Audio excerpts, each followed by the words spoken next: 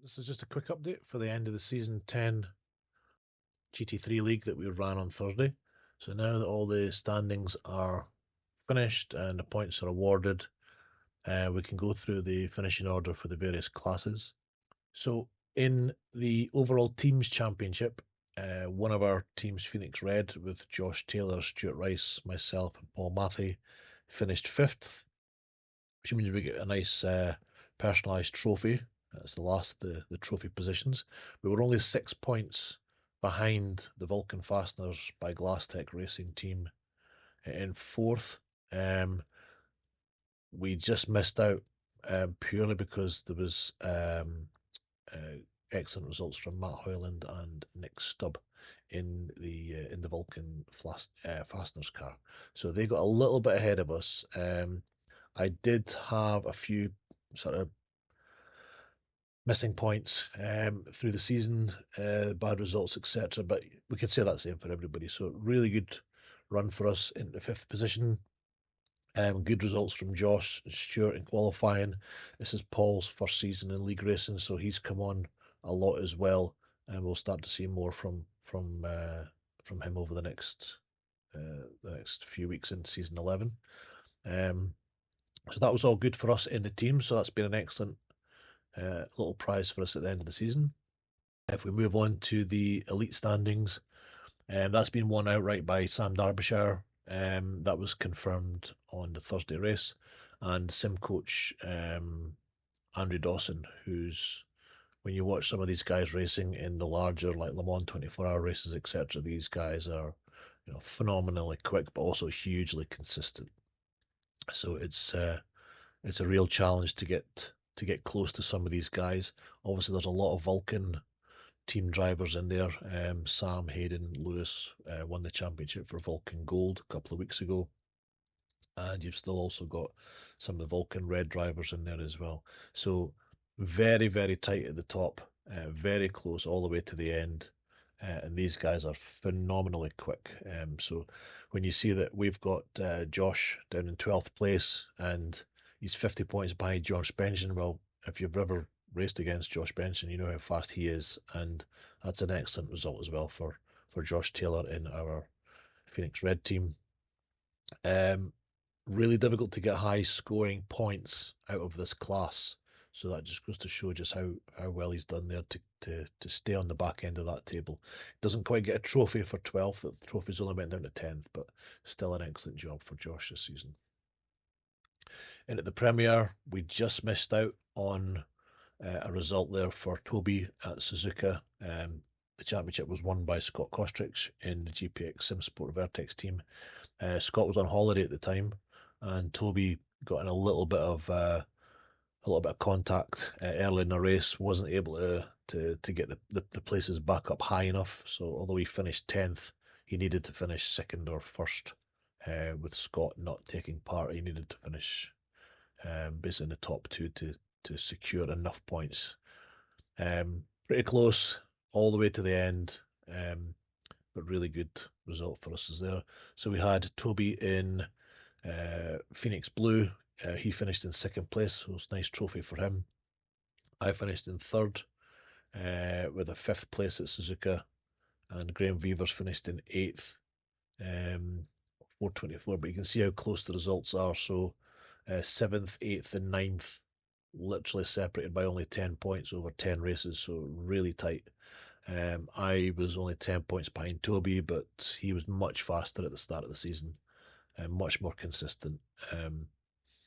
And then again, we've got trophies all the way down to 10th for this class as well, so really good result there. Sam Clark should have had a much higher finished, but unfortunately there was an incident coming out of the 130R which took him out, and he dropped right down the order. So his teammate Barry Wenman actually jumped him in the points, and Barry finished 3rd in that last race.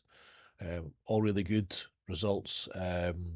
Lewis Hammond had a 7th as well for Darkwing.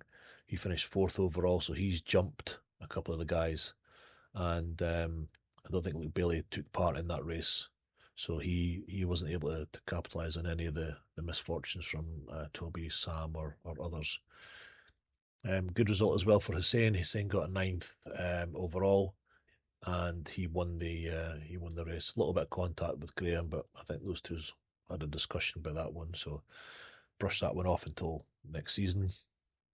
And then you've obviously got quicker guys coming through, Michael Rhodes and Ryan Abbots, who have had some really good finishes over the course of the season. So this league, this Premier League, is really, really competitive, and there's always 2 or 3 cars together in each of the races. Moving on to the pro standings, Steve Codman won that a couple of weeks ago. Nick Stubbs finished in second, and Robin Milton, who's in our Phoenix Green, finishes third. Although Robin had a difficult start with a few off tracks and various bits and pieces, he's from race sort of 5 onwards. He's really focused on consistency and just driving within the limits of the car. So that's been an absolutely fantastic finish for him. And again, we've got other drivers that are coming through that will be in pro next year, when we sort out all the various tables and the organisers figure out who's in which class. So again, this league here will also now become more competitive for us, because we'll have 2 or 3 cars in this class as well.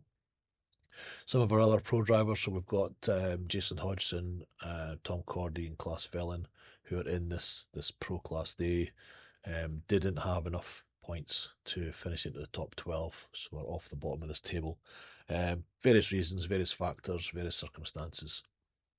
But effectively, this is a really strong, very competitive table. So although there's 30 cars, obviously we only see the 12 here, the battling went all the way down the grid. So this is an absolutely fantastic result for Robin, who finished in third there. Moving on to the Evos. So Steve Rubino won that one a couple of weeks ago. He has phenomenal pace through a lot of the circuit, especially now he's had a couple of seasons and he's starting to get used to the more track road format instead of oval racing. So he's come on a lot more consistent. There's a lot of people pushing for him to be moved up to the Premier class. Jan Nagy finished second, Denny Pluger finished third, and Stuart Rice finished fourth. So we've got another car in top 4, and that helped towards the team's championship. And as you can see, Steve Rubino basically cleared most of the top places, firsts and seconds, for the majority of his races. Jan had a first, 3 seconds and a couple of thirds. Denny Pluger got a first, a second, and a handful of thirds as well. Stuart had a difficult start with the new Aston Martin, not really having very many setups and very difficult to find references for what worked and what didn't on the early tracks, but soon found some pace once we got that understanding, and Stuart put a lot of time into trying to understand how that Aston works. And as you see there, he's got a second and a couple of thirds. He's actually had more results in qualifying than he did in the race, so excellent result from Stuart there on that one. Rob Gregg, Andy Chell, Gareth Newton, Callum Morrow, all very close towards the finish, all the way down to sort of 8th, 9th place, all very, very close on the points during the course of the season. Paul, as we say, this is his first league race season, so to finish 11th, just outside the trophy points, I wouldn't say it was disappointing. It's just, a lot to take, a lot of lessons learned, a lot of knowledge he's gained, driving these cars and how to brake totally differently from what he's been used to doing in some of the official races. So hopefully now that Paul's started to get a bit better feel for the car and pedals and various things like that, he can focus on setups and learning how to make pace improvements out of the car, as opposed to fundamental comfort in driving and understanding how everything works and the league works around him as well. So hopefully we'll get some more results for Paul next season. Paul will be staying in the Evo class. We're yet to see where Stuart and some of the other drivers are once they start finalising the standings and the orders and figuring out who actually needs to sit in which class to make it a little bit fairer and even for everybody.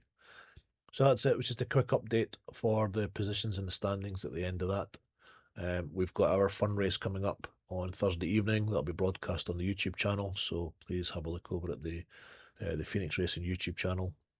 That'll be at Phoenix Racing 80. If you search that up, you'll find us there.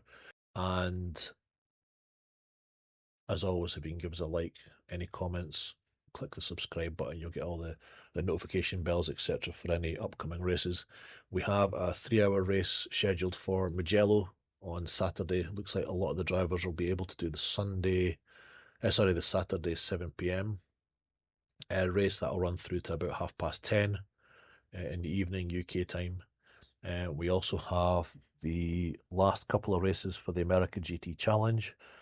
One was on the 7th, Sunday the 7th at Road America. That will start the broadcast at 6:25 p.m. And then our final race is at Watkins Glen on the 21st of December. So we've still got a couple of races to go before the end of the calendar year, but effectively that will draw the end to our league racing this year and for these 2 seasons. And the new season starts the first week of January, so we'll put out an upcoming broadcast notification on that one once we know what the track configurations are, because that is all still dependent on iRacing's track schedule for 2026 season 1. So once we find out more information about that, we'll put a post up. And as always, thanks very much for watching, and we'll see you in the next one.